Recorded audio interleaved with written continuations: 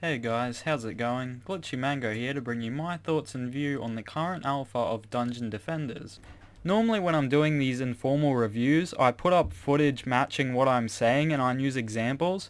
I'm not going to be doing that this time here. I will normally do that and I definitely prefer to do that.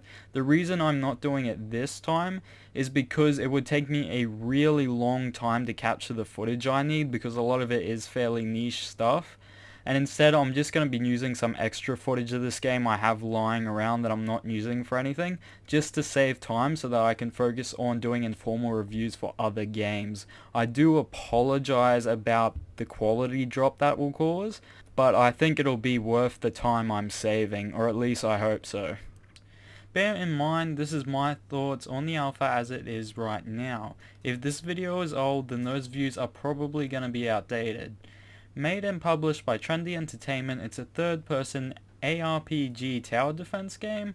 Yeah, that sounds about right. There are 4 main classes, or only 4 classes at the moment: the Squire, Mage, Huntress, and the Monk, as in the previous game. They all synergize fairly well together and feel really different from one another in terms of play. The Squire and Mage are what I refer to as the solo classes. They both can place walls and towers, are great for solo play, and are pretty straightforward for the most part.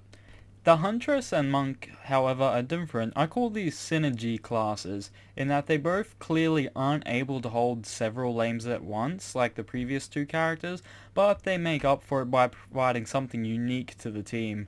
The Huntress is probably the highest damage character in the game, and the Monk makes a great support who also stands up well in a fight.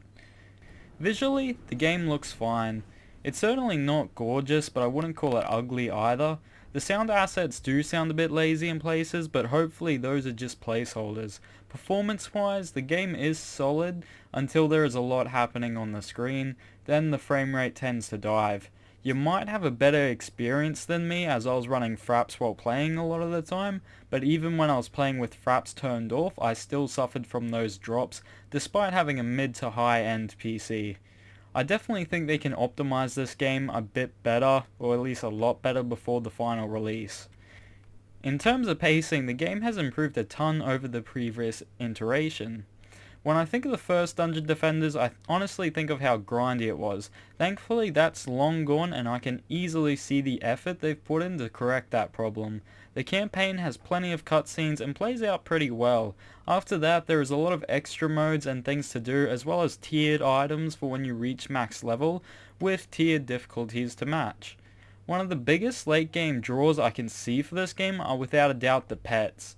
Eggs can be dropped as loot, which you can then hatch into pets and raise as you play. It uses a bit of an evolve system, which is pretty cool as well. Some pets are really nice, but are very rare to hatch, though you can spend the game's premium currency to obtain them, though it only changes them cosmetically. Their stats remain the same as if you had hatched them normally.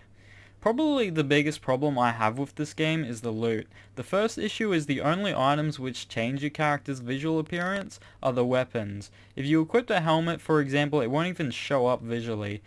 I know they did it this way so they could sell cosmetic costumes, and I certainly get it. You've got to make money, but it does make the items feel less valuable, at least to me, and I only really care about getting new weapons. The other issue is that there is simply far too much loot. Each game I play, I normally get 100 or so items easily, but I only ever found myself using or equipping 5 or so after each round. It just seems like an excessively high number of junk loot, which in turn devalues the loot and makes it a chore to pick it up, and loot should never feel like a chore, as it should feel like a reward. All in all, I really like the game despite the many issues I had with it, but hey, alpha is alpha. I may do an updated video for this game in the future when it releases or reaches beta. At the end of the day, the game is free to play, so there's no reason not to at least give it a chance. I'm Glitchy Mango, thank you for watching.